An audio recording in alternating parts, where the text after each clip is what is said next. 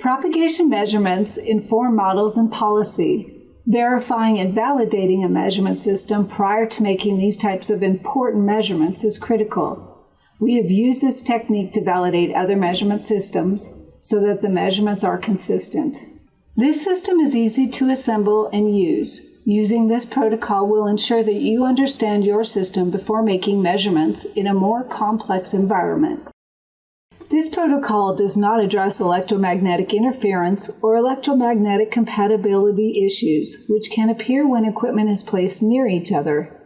These are issues that can be overlooked by a new RF engineer, and thus it is important to work with more experienced engineers.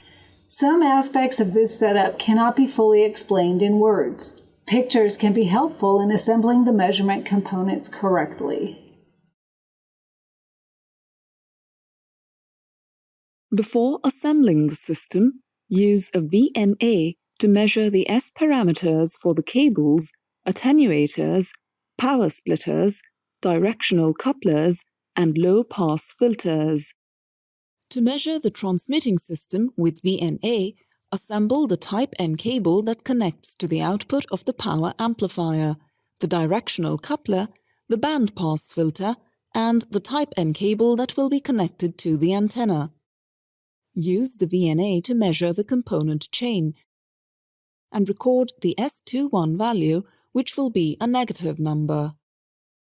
To measure the receiving equipment with the VNA, assemble the Type N cable that will be connected to the receiving antenna, the filter, the cable between the filter, the power splitter, and the